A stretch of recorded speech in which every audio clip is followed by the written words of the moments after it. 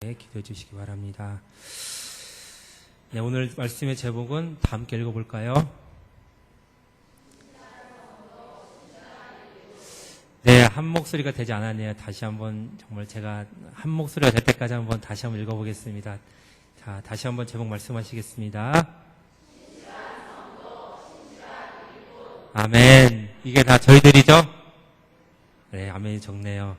네, 이 말씀 끝날 때 저희들이 정말 그런 사람이 되기를 소망해 봅니다. 정말 제가 원주교회 온 지 이제 7개월이 넘어서 이제 8개월 들어가고 있는데요. 정말 그 헌신하시는 모습들이 늘 정말 어디서나 많이 보이시는 것 같아요. 막 늘 항상 교회에 헌신하시며 또 하나님의 몸을 세우시고자 늘 노력하시는 것을 보시면서 정말 하나님의 일을 하는 것은 나의 문제가 아니라 마음의 문제, 하나님을 향한 그 열심의 문제구나 라는 그런 것들을 더욱 많이 깨닫게 되었습니다. 예수님, 그분이 하신 놀라운 일을 듣고 믿고 우리의 인생으로 주인으로 모신 사람들이 모인 곳이 바로 교회 공동체입니다. 여러분 잘 알듯이 교회란 건물이 아니라 성도 한 사람 한 사람을 가리킵니다. 지금 이 자리에 계신 여러분 한 사람 한 사람이 다 교회입니다. 모두 다 예수 그리스도의 핏값으로 사신 아주 소중하고 귀중한 사람들입니다. 있습니까? 저희들은 다 어떤 사람들이라고요? 소중한 사람, 귀중한 사람들입니다. 예수님의 핏값으로 사신. 이렇게 소중한 분들이 바로 저희 자신들입니다. 우리 안에 예수님이 계십니다. 예수님에 대해서 듣고 그분께 삶을 맡긴 사람들입니다. 그러면 이제 우리 인생의 주인이신 예수님을 따라 사는 삶을 살아야 하겠습니다. 그렇지만 결심은 하지만 어떻습니까? 사람은 늘 흔들려요. 흔들리는 것이 문제입니다. 왜냐하면 우리는 믿음이라는 것이 눈에 보이는 물질을 믿고 눈에 보이는 우상을 믿는 것이 아니라 눈에 보이지 않는 하나님을 믿는 것이기 때문입니다. 그래서 우리는 늘 휩쓸립니다. 눈에 보이는 것 때문에 어떤 게 더 좋다, 어떤 게 더 보기에 좋다, 더 많이 갖다 줬다 그러면 어떻게 됩니까? 그것에 마음이 쏟아지게 되고요. 믿음이 그냥 변화되는 것을 보게 됩니다. 오늘 저희들 함께 읽어본 말씀이 골로새 지역. 이 지역은요, 바울 당시에 그 주변에서 정치, 문화적인 중심적인 역할을 했던 지역입니다. 이 당시에 골로새의 총독으로는 그 유명한 웅변가인 철학자이죠. 웅변가인 히케로라는 분이 총독을 맡고 있었습니다. 이분도 많은 저서를 남겼습니다.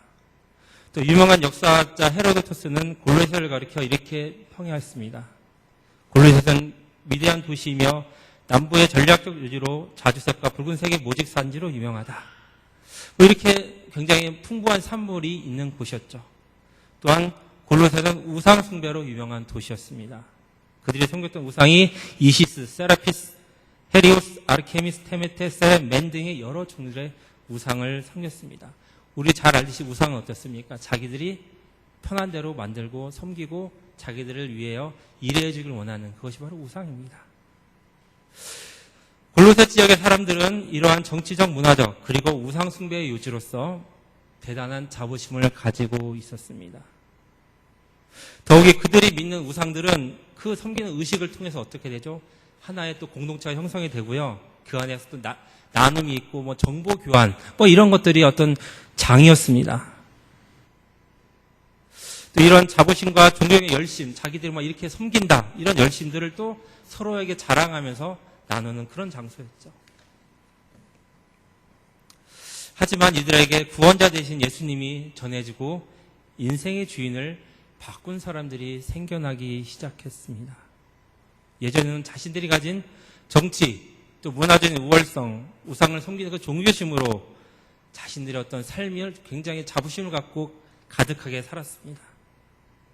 하지만 이런 삶도 그들에게 전적인 만족감을 주지 못했던 것 같습니다. 예수님이 전해주고 그분을 인생의 주인으로 받아들인 사람들이 하나, 둘 이렇게 늘어가기 시작한 것입니다. 그리고 자신들의 인생의 주인으로 모신 사람들이 어떻게 됐겠습니까? 삶의 방식을 이제 바꾸기 시작했다는 것이죠. 자신들이 오랫동안 섬겨왔던 우상들을 버리기 시작했습니다. 뭐 이로 인해서 사람들 사이에 갈등이 분명히 있었을 것입니다. 너무나 오래된 그 뿌리 깊은 우상숭배가 있는 곳은 어떻죠? 그런 데서 탈출하면은 바로 제명됩니다. 우리나라도 옛날에 우상숭배를 할 때 예수를 믿으면 아주 핍박을 받았다고 합니다. 아마 이들에게도 핍박이 분명히 있었을 것입니다. 왜냐하면 예수님을 주인으로 모시고 살고자 하는 그런 사람들에게는 마귀가 이제는 가만두지 않기 때문입니다. 사람들을 통해서 없는 말을 만들고 사람들 사이에 오해를 사게 하며 때로는 관계를 어렵게 만드는 것이 바로 사단의 계략입니다. 먼저 이렇게 손해를 보고 시작하는 신앙생활을 시작한 사람들입니다. 그들이 한 신앙생활에 대해 바울은 에바브라를 통해 들었습니다. 그리고 흥분을 하였습니다. 또한 만나보기를 원했습니다. 하지만 실제적으로는 바울이 가지 못했다고 합니다. 그들을 위해 편지를 쓴 것이 오늘 읽은 골로새서입니다. 오늘 저는 그 본문 가운데 중요한 단어를 신실하다라는 것을 선택하였습니다. 신실하다는 것은 사전적 의미로 믿음직하고 착실하다라는 뜻을 내포하고 있습니다. 두 가지 의미를 내포하고 있죠. 믿음직하다, 신실하다. 이 두 가지가 착실하다, 두 가지가 합쳐진 게 신실하다이라는 것이죠. 믿음 생활은 우리에게 이보다 더 좋은 단어가 그리 많지 않을 것입니다. 우리가 누군가 성도를 서로 교제하면서 칭찬할 때 저분 너무 신실한 분이셔. 이런 말 들으면 얼마나 마음이 뿌듯해집니까? 그래서 믿음직하다는 것은 우리가 잘 알듯이 변함이 없고 한결같으며 무언가 맡기고 이야기라고 좀 이렇게 해도 될 만한 상대를 가리킬 때 믿음직하다 이렇게 말합니다. 이에 더하여 착실하다라는 말로 뜻을 더합니다. 착실하다는 말의 사전적인 의미로는요, 사람이 허튼 데가 없이 찬찬하며 실하다. 사람이 허튼 데가 없이 찬찬하며 실하다라는 뜻을 내포하고 있습니다. 그래서 신실하다는 의미가 크게 믿음직하고 착실하다라는 두 가지 의미를 포함하고 있습니다. 그렇기 때문에 신실하다는 말은 누구에게나 함부로 쓸 수 있는 단어가 아닙니다. 이 단어는 믿음을 가진 사람들에게 쓸 수 있는 최상의 표현이라고 저는 생각을 합니다.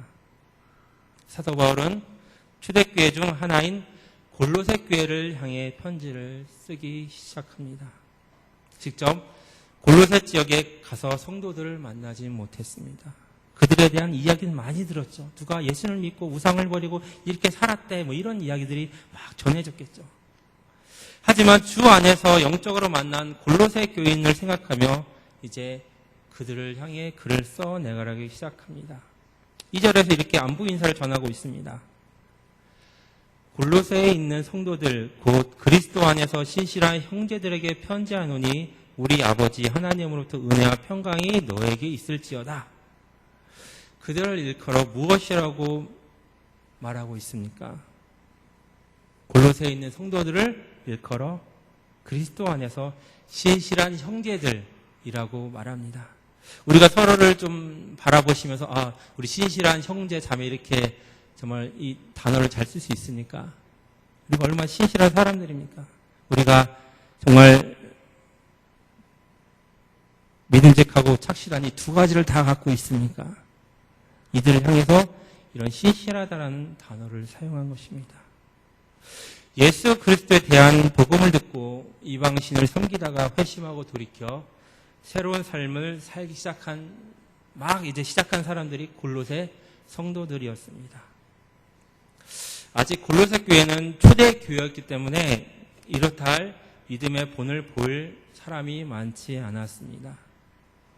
신앙이라는 것은 들으면서 나지만 어떻게 하죠? 전수되는 거예요. 우리가 누군가 신실한 분을 바라보면서 그분을 통해서 신앙생활을 이렇게 하는 거구나. 그 전통을 통해서 사람들은 배우게 됩니다.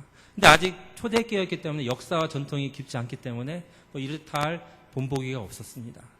그런데 그들이 접한 사람은 복음의 전달자 에바브라였습니다. 그를 통해 예수님에 대해서 듣고 하나님의 자녀가 되어 새로운 삶을 살기로 결단한 자들이 바로 골로새 초대교회 성도들이었습니다. 그들을 향해서 이렇게 말합니다. 신실한 형제들, 얼마나 그리스도인으로서 듣고 싶은 칭찬의 말입니까? 우리 가운데서도 정말 이렇게 늘 신실하신 성도님들이 정말 많이 일어나시기를 기도합니다. 외부에서 우리 교회 성도들을 바라볼 때요, 그 교회는 성도들은 참 신실해, 정말 믿음직하고 착실해, 변함이 없어, 이런 수식어가 우리 교회 성도님들 가운데도 좀 많이 붙여졌으면 좋겠습니다. 그리스도 안에서 서로를 생각할 때 서로가 믿음직하고 착실한 사람들로 우리가 좀 기억되고 불렸으면 하는 그런 마음도 저에게는 듭니다. 왜죠? 우리들은 변하기 쉽고 정말 없는 말도 많이 해대며 정말 서로를 때로는 관계를 힘들게 하는 그런 믿음직하지 못한 부분도 있고요. 또 착실하지 못하게 늘 근면성실한 그런 모습이 저희들에게 부족하기 때문입니다. 이렇게 골로새 교회 성도를 향해 부르고 난 뒤 우리 아버지 하나님으로부터 은혜와 평강이 너에게 있을지어다 라는 문안의 인사를 합니다. 사도 바울은 하나님의 은혜와 평강이 충만한 자였습니다. 그래서 그가 하는 말이 머리에서만 나오는 말이 아니라 그가 진짜 하나님을 체험하고 그를 통해 하나님을 통해 나온 언어였다는 것이죠. 그게 축복의 인사였습니다. 사람을 행복하게 하고 좋게 하는 축복의 언어를 사도 바울은 정말 진심으로 사용했습니다. 그의 문안 인사는 골로새 성도들을 향한 극찬에 아주 가까웠습니다. 그리고 진심 어린 믿음의 말로 그들에게 안부 인사를 하였습니다. 사도 바울은 참으로 영적으로 대단한 것이 하나님이 계속해서 붙잡고 쓰셨다는 것입니다. 그래서 그는 기도하며 하나님 아버지의 마음을 알았습니다. 사람은 어떻게 인격적으로 만들어져 있습니다. 그리고 우리가 하나님과 교제하게 만들어져 있다는 것이죠. 우리가 스스로 결정하고 책임을 져야 되는 그런 인격적인 면이 있습니다. 그런데 하나님과 늘 교제하면서 바울은 그것을 하나님께 다 드렸다는 것이죠. 그래서 하나님 아버지의 마음을 진심으로 알았습니다. 그리고 또한 기도한 대상을 정확하게 영적으로 진단하는 능력이 있었습니다. 그는 예수 그리스도 행복한 사람으로 살았습니다. 예수님이 원하신 것이 무엇인지 정말 알아차리는 영적인 감각, 센서가 아주 충만한 사람이었습니다. 비록 지금 골로새 성도들과는 물리적으로 떨어져 있지만 영적으로 그들과 함께 있어 그들을 통해 그들을 위해 기도할 수 있었다는 것이죠. 그의 기도 제목 무엇입니까? 3절에 보면 이렇습니다. 우리가 너희를 위하여 기도할 때마다 하나님 곧 우리 주 예수 그리스도의 아버지께 감사하노라 라고 말씀하고 있습니다. 물론 이 말씀은 사도 바울이 하는 습관적인 일상적인 인사가 아니었습니다. 그는 진심으로 골로새 교회 성도들을 위해 기도하였습니다. 참으로 놀라운 일입니다. 솔직히 자신을 위해서도 기도하기는 어렵지 않습니까? 그런데 자신은 옥에 있음에도 불구하고 정말 남을 위해서 남이 더 풍부한 영적으로 풍부한 삶을 살길 원하는 그런 마음, 하나님 주신 그런 마음으로 기도했다는 정말 영적인 어른입니다.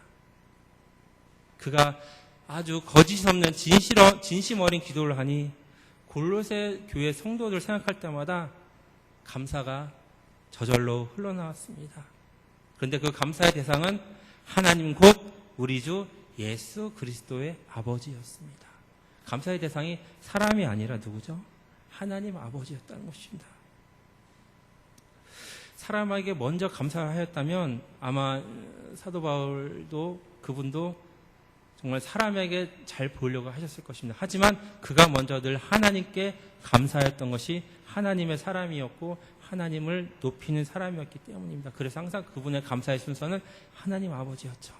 먼저 모든 존재의 근원이신 하나님 아버지께 감사를 함으로 사람 앞에 감사한 것이 아니라는 것을 보여주고 있습니다. 물론 그들이 예수님의 복음을 듣고 하나님 놀라운 일을 행하셨음을 듣고 신실한 삶을 살아갈 수 있는 결단을 한 것 자체를 감사할 수 있습니다.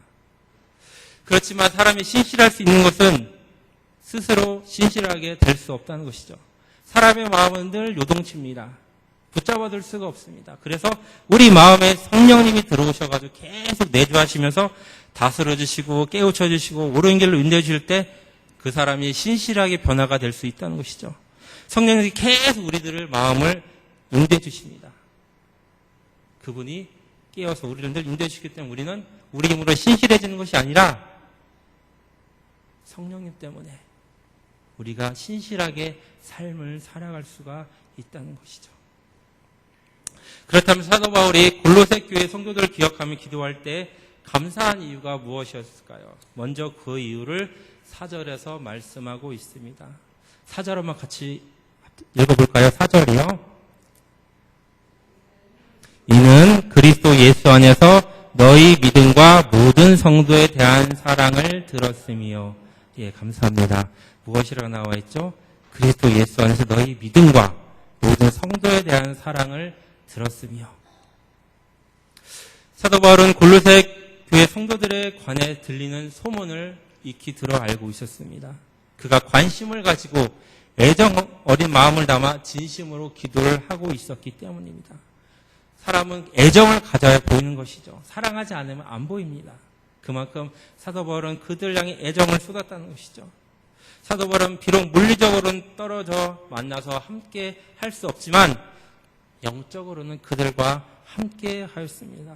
그리고 남다른 애정을 가지고 있었습니다. 그래서 감옥에서도 골로새 교회 성도들 향한 그 소식을 들을 수 있었던 것입니다.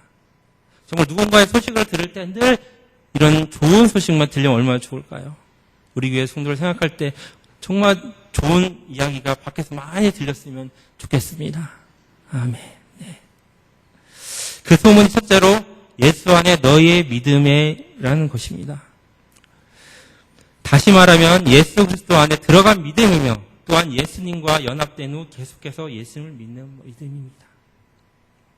그래서 예수님을 믿음으로 이제 하나님의 자녀가 되어 그때 그의 합당한 삶을 살려고 노력하는 모습, 이것이 바로 믿음이었다는 것이죠. 그 노력하는 모습이 무엇으로 나타났을까요? 이어서 밝히고 있습니다. 그것은 모든 성도에 대한 사랑을 들었으며입니다. 여기서 생각해 볼 것은 예수님이 없이는 진정한 사랑을 할 수 없다는 것입니다. 예수님이 없으면 사랑은 변화가 되죠. 그리고 거짓이 담기지 않은 진심 어린 사랑을 할 수가 없습니다. 왜냐하면 예수님을 믿지 않으면 사랑은 서로에게 상처 주고 서로에게 좀 이익이 안 된다 그러면 사랑은 깨어지게 되어 있습니다. 그런데 예수님의 사랑은 어떻게 하죠? 우리가 상처를 입을 용기가 생기게 되고 진심으로 거짓 없이 사랑할 수 있는 것이 바로 예수님의 사랑입니다. 하나님의 그 크신 사랑, 예수님 때문에 서로 상처를 주어도 용서하며 사랑할 수 있었던 것입니다. 물론 골로새 성도들의 사랑이 처음부터 온전하지는 않았을 것입니다. 예수님 때문에 서로 사랑하는 것이 처음에는 많이 서투르고 어색하였을지도 모릅니다. 하지만 골로새 교회 성도들은 어색하고 서투르지만 진심 어린 사랑을 하려고 노력한 공동체입니다. 이 사랑에 대한 소문 때문에 사도 바울이 하나님 아버지께 감사를 하였습니다. 이어서 다른 감사의 제목을 다시 언급하고 있습니다. 5절에서 이렇게 말씀하십니다. 함께 읽을게요. 5절이요. 너희를 위하여 하늘에 쌓아둔 소망으로 말미암음이니 곧 너희가 전에 복음 진리의 말씀을 들은 것이라고 말씀하고 있습니다. 네. 첫 번째 감사의 제목이 무엇이었습니까? 예수 안에 있는 너희의 믿음. 두 번째 감사는 모든 성도에 대한 사랑. 그리고 마지막 세 번째 감사는 너희를 위하여 하늘에 쌓아둔 소망. 이 세 가지 때문에 감사한다고 밝히고 있습니다. 감사의 제목 쉽게 말씀드리면 믿음, 사랑, 그리고 소망 때문입니다. 여기서 소망은 너희를 위하여 하늘에 쌓아둔 소망을 말합니다. 좀 더 쉽게 말씀을 드리면 이 땅의 것에는 소망을 두지 않고 하늘에 온전히 소망을 두었다는 것입니다. 예수님을 믿고 있지만 우리는 여전히 하나님 나라에 이 몸은 아직 가 있지 않고 여전히 우리는 이 땅을 터하고 살아가고 있습니다. 그래서 우리는 늘 보이는 것에, 들리는 것에, 그런 것에 의해서 사람들은 끌려다닙니다. 그래서 쾌락, 명예, 권력, 그리고 재산에 의해서 여전히 우리 삶이 끌려다니고 있다는 것이죠. 참 서글프죠. 우리가 예수를 믿노라 하면서도 이 네 가지에서 자유롭지 못하다는 것. 이 네 가지는요, 믿지 않는 사람들이 이 땅에서 추구하는 가치라는 것입니다. 이 네 가지를 얻기 위해서 어떡합니까? 서로 속이고 죽이고 정말 그런 일들을 많이 합니다. 또 이것 때문에 지금도 사람들은 죽어가고 있고요. 어떤 사람 웃고 있고요. 또 어떤 사람 울고 있습니다. 그런데 이 네 가지 때문에 세상을 바라보던 골로새 성도들이 예수 그리스도 때문에 변하게 된 것입니다. 이 땅에 보이는 것, 손에 잡히는 것, 눈에 보이는 것에 소망을 두었던 그 소망이 하늘에 쌓아둔 소망으로 바뀌었다는 것입니다. 참 놀라운 일입니다. 어떻게 사람이 이 땅을 타고 살아가는데 이 물질에 자유로울 수가 있겠습니까? 아무도 자유로울 수가 없습니다. 너무나 필요한 것이 많습니다. 가지고 싶은 것이 많습니다. 그런데 그 우선순위가 바뀌었다는 것이죠. 예전에는 그것만 우선순위로 삼았다면 이제는 무엇입니까? 하나님 나라에 대한 소망을 품고 먼저 그걸 1번으로 우선순위를 두었다는 것이죠. 온전히 하나님의 영광을 위해.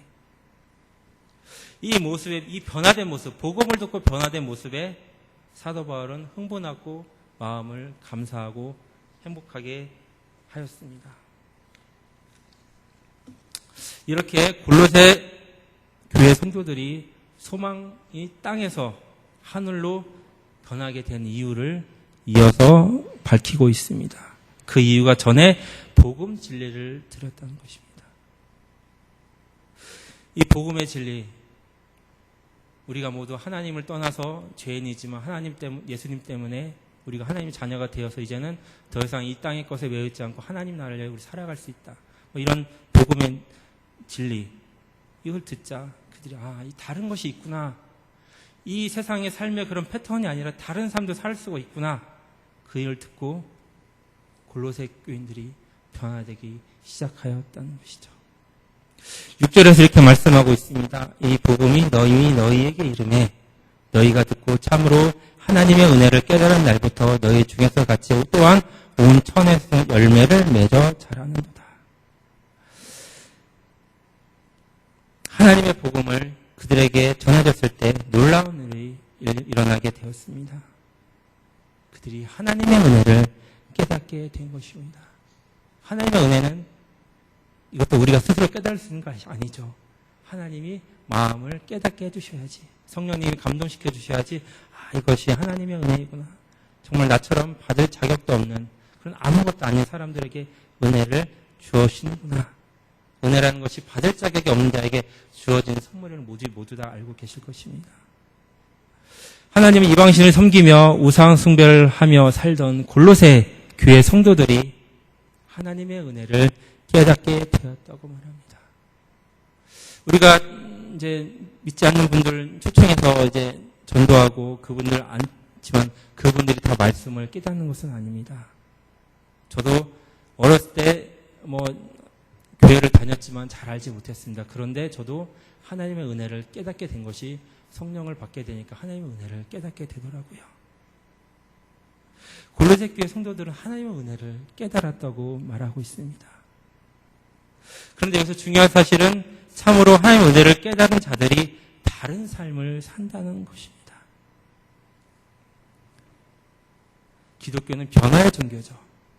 어떤 불교나 다른 이런 것들은 무엇입니까? 깨달음과 자기가 신과 합의라는 이런 거지만 우리들은 어떻습니까? 개인이 변화되어 하나님을 만나주셔서 우리가 변화되는 것이죠. 골로새 교회 성도들은 삶이 달라졌습니다. 왜? 하나님 만나주셨기 때문에. 이방 풍습을 쫓고 그들의 행실을 하던 삶이 완전히 달라진 것입니다. 그들의 삶은 열매 맺는 삶이었습니다. 열매가 맺으려면 어떻게 합니까?